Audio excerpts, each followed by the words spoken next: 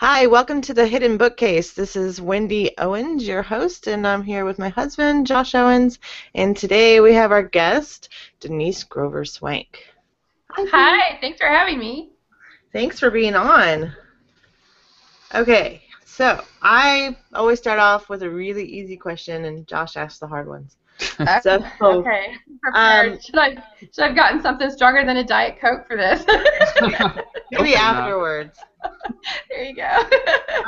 Okay, easy one. So when did you know you wanted to be an author? When I was like 4th grade. I started my first book in the 4th grade. So didn't finish it and became a very long string of habits of not finishing books for quite a long time.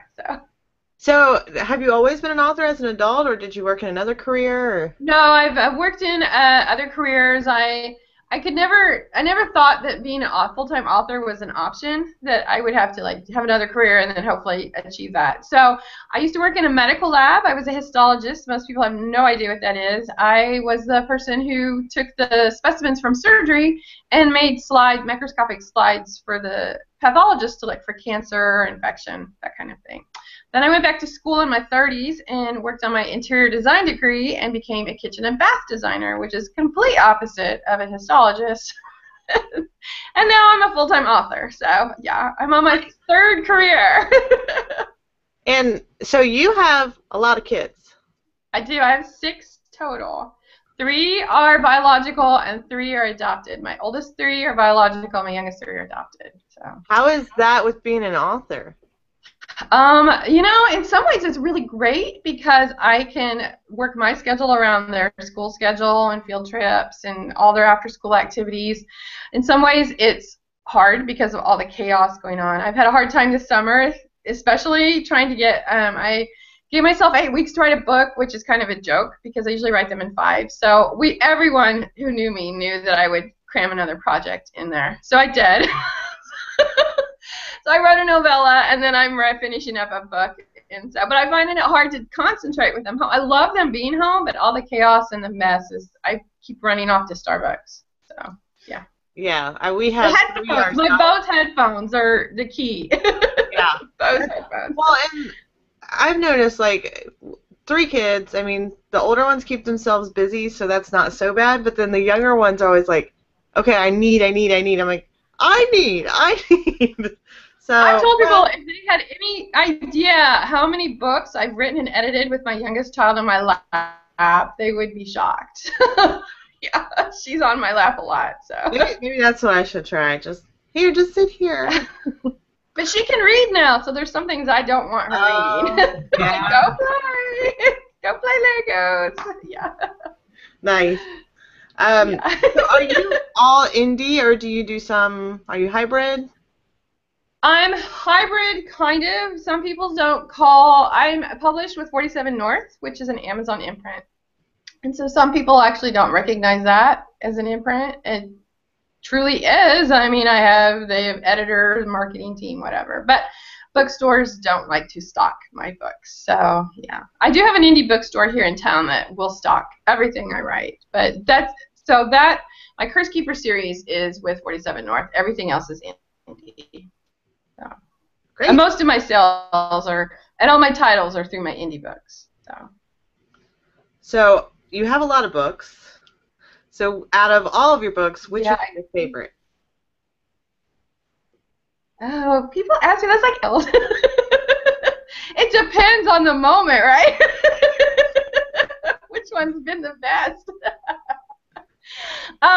I always say that I absolutely love writing my Rose Gardner series. Rose is the kind of, if I could pick any of my characters that I'd want to be friends with and hang out with all the time, it would be Rose. So I guess if I had to pick one, I would pick her. So, but I love all my other ones. She's lighter and a little bit more, she's funny, and my other ones are usually darker. But I like the balance. I need the dark and the light. I need those contrasted. So cool. I'm a Gemini, what can I say? So do you remember, like, when you hit the New York Times bestseller list or the USA Today bestseller list? Like, what was that like? What did that feel like? Well, the first time I hit the USA Today list was with my new adult Aftermath, and that came out of freaking nowhere. I released that book. That was one of those projects that I was like, I'm gonna try this. I had been reading a lot of new adult, and I had finished a book early, which is kind of unusual for me.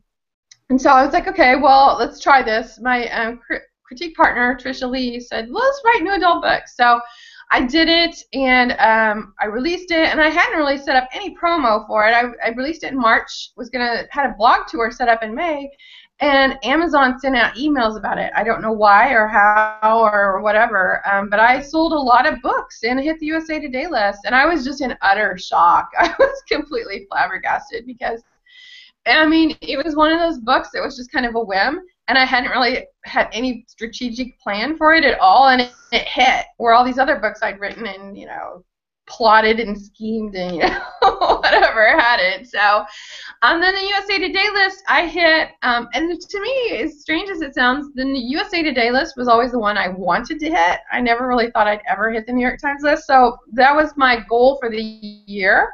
I try to set big goals every year, and that was my goal for the year, and I hit it in March. So I was like, oh, wow, okay. I didn't expect to hit it till maybe later in the year. And my New York Times list came with a box set. And so it was a box set with indie voice authors, and there was a multi-author. I think we hit 17, I've forgotten. And so I didn't think it would mean as much to me, especially with the box set, because it was not just me. But I was like really excited how I was like, wow, okay, I really am excited, or as stupid as that sounds. So now my goal is to hit it on my own, with one of my own books, so without anybody else attached. So I'm gearing up for that. We all have that goal. So you're just ahead of a lot of us.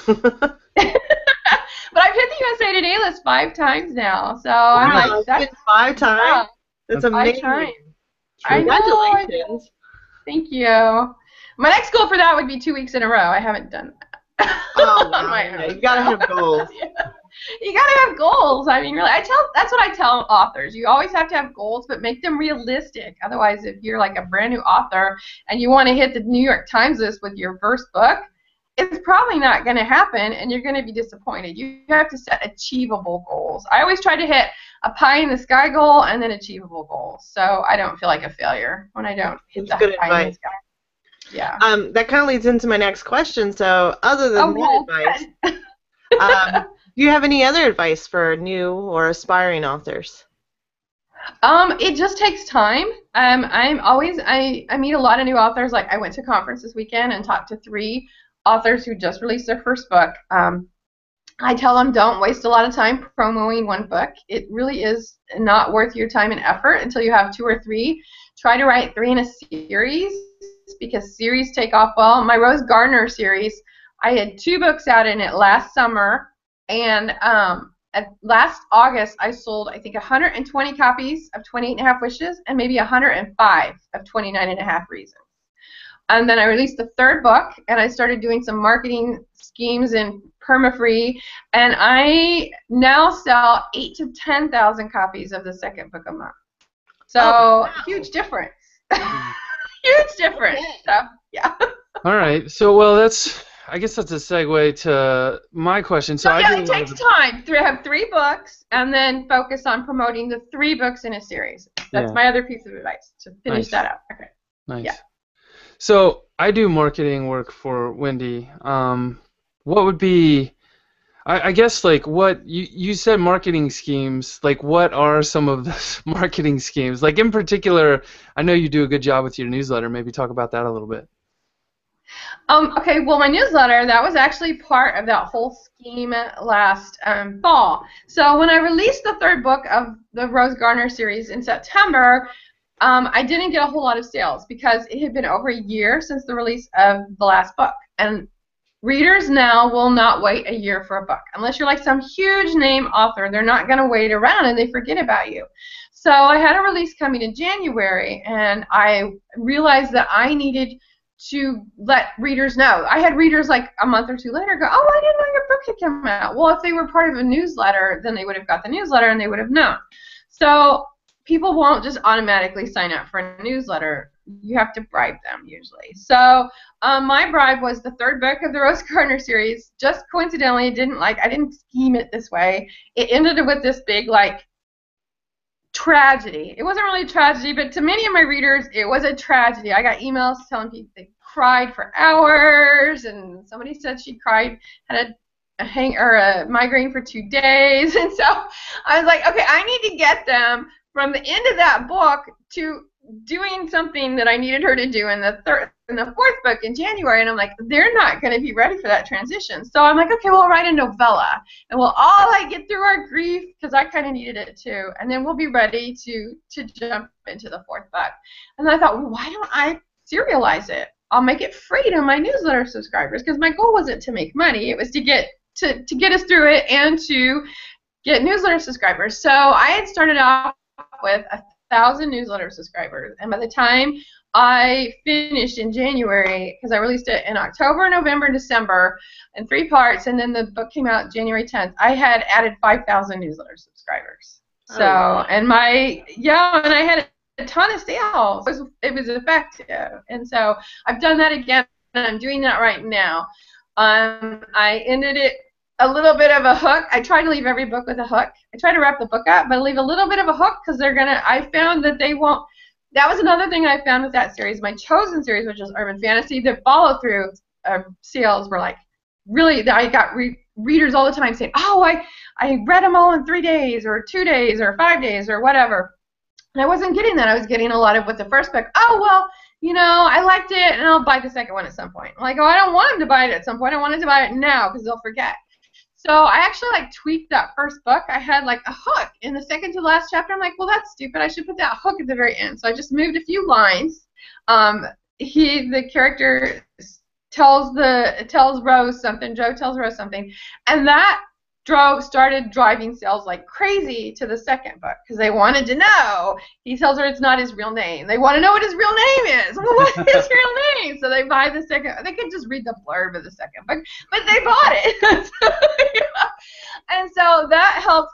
I leave every book with a little bit of a hook. I wrap up the story, but there's a little bit of a hook, and so that they want to plow through to the next one. And so, but yeah, so I wrote a novella. I've serialized it, and I released the last book and put a link at the end saying you can read this for free on my website, and I've got 4,000 subscribers since the end of June. So wow. Yeah, and so that's my goal, is that I want everybody to, so that I have all these subscribers, so that when my book releases, then they'll buy the book. So yeah. So the only place that you release the novella is through your newsletter? At this point, at the end, I put it for sale. And so that's another thing about that first novella, is I put it for sale after I took it down. And, it was just a novella I wrote. I called it, self-indulgent bullcrap at first when I was writing it, because I was like, nobody wants to read this. And my assistant was like, yes, we do. We want to read it. So I posted it on my website, and then I put it for sale, and I've sold 20,000 copies of that thing. And I never even intended to sell it. So, not too shabby. Yeah. I put it for sale for $2.99. I was like, nobody's going to pay $2.99 for this 130-page novella. They do. So, yeah. Yeah, you're a marketing genius. That's just every time people ask. I'm not afraid to try new things. I'll try anything once. So I've said that. I've been told not to say that to too many people. But I will. In marketing, I'll try any. And I've had a lot of failures, but sometimes things work. So, yeah. What other successes have you had besides newsletter? Okay, with my 47 North book, I have no control over marketing or promotion of that. And so the second book was coming out at the end of April, and the first book was ranking in the 20,000s.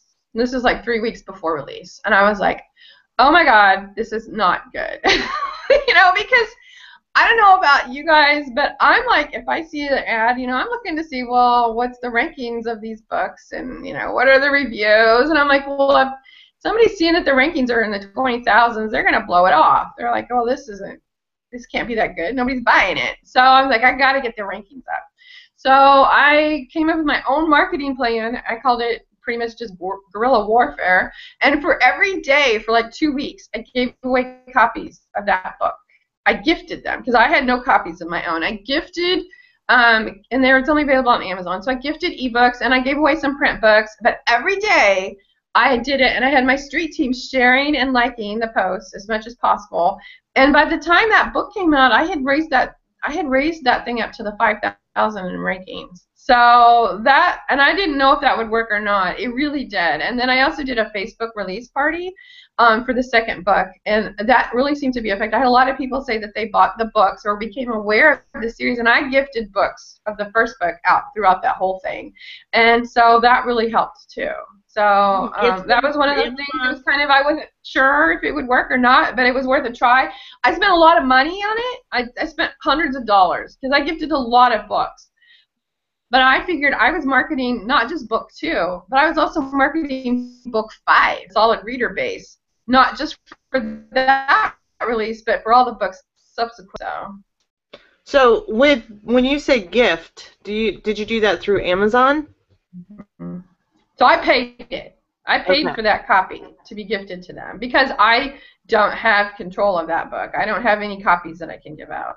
They do have it on NetGalley, and so with the second book, we tried to get more crossover readers from my Rose Gardner series because I have a lot of those readers who weren't crossing over. They're two totally different genres. We're talking a humorous romance mystery series versus a dark urban fantasy paranormal romance series. So only my true fans are going to cross over. And I'm not really sure what percentage of that is. I kind of wish I could get a handle on that. But, I mean, I am warned 47 North that wasn't, we weren't going to get pure crossover with that. So, but they then, to try to get more crossover, they opened it up to my street team or to my newsletter subscribers that anybody who wanted a free copy could sign up for NetGalley and get a free copy.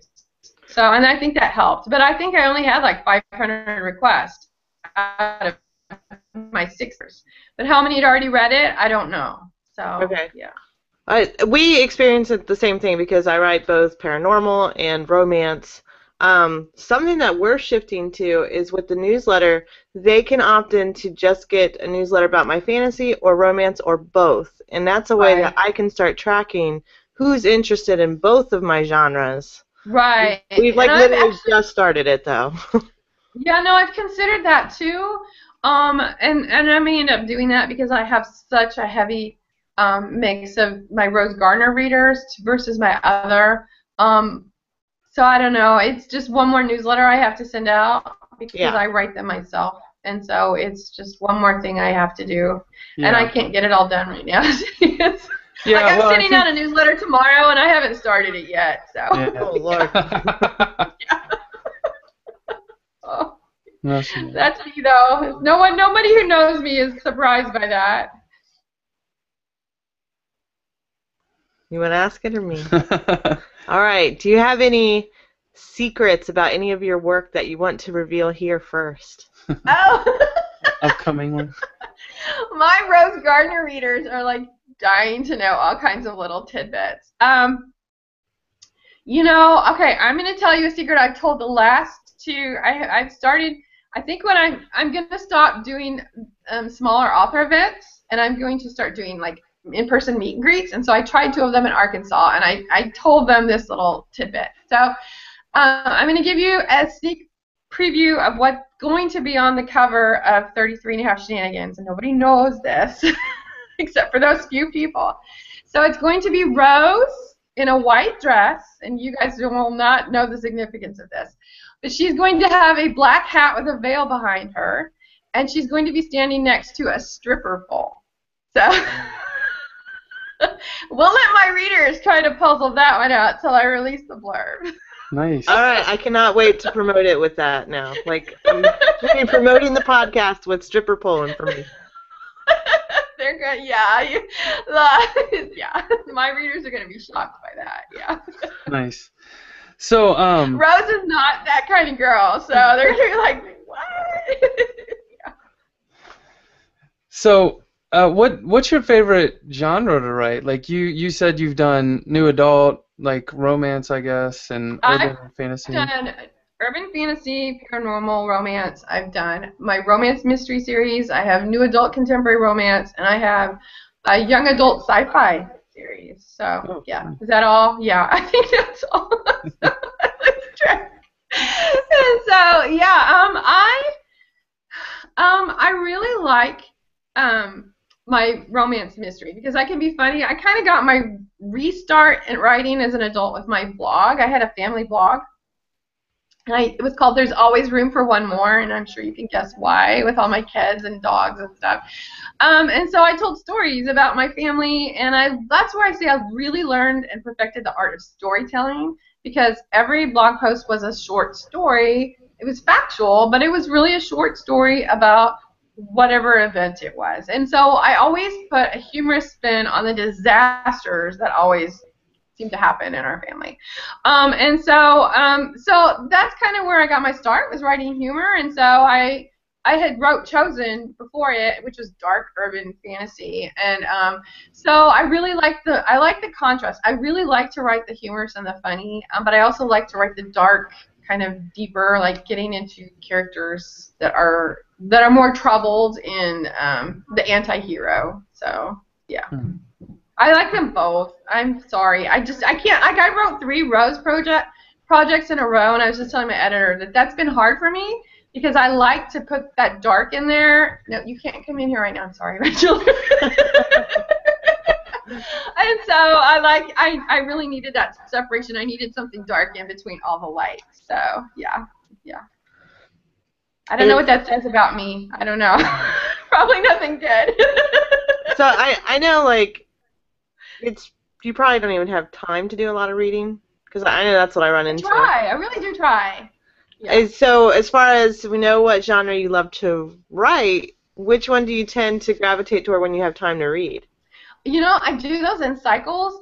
My readers who know me on Facebook know that I binge on Netflix and Amazon Prime Instant TV, and so like I will just plow through series, and I do that with genres too. I found, and I never really put it together until I started thinking about it. And so right now I'm on a humorous mystery romance series like I've been reading a lot like mine.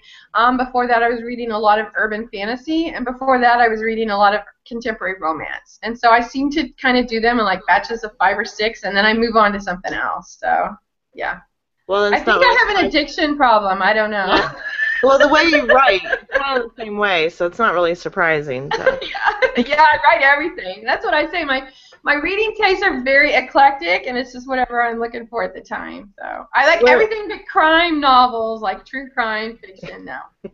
We're big Netflix bingers. Yeah, we're Amazon too. We go. got the So PS4. what's the latest series that you have watched on Netflix? What are you like stuck on right now?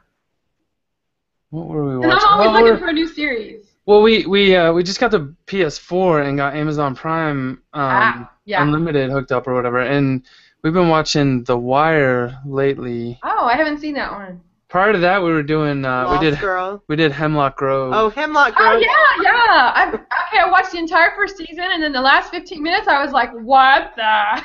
The second season's I don't know your policy on cursing, but we'll go. The second season's even weirder. Like, yeah, I watched one episode of the second season. I'm like, I don't know. It's like mind raped. Like at the end, we're just like, what happened? Like I don't even know what I just watched, but we can't help it. You know what I really love right now is The Leftovers on HBO. I'm like obsessed with that show right now. Well, now we gotta go watch it.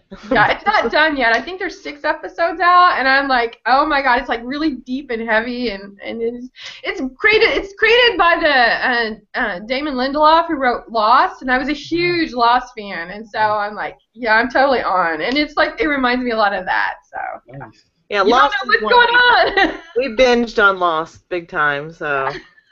But like for me, like if I'm writing a paranormal, I'll start binging. Like I'll watch a season of Bitten, and then Josh is like, God, like can we watch something else? No.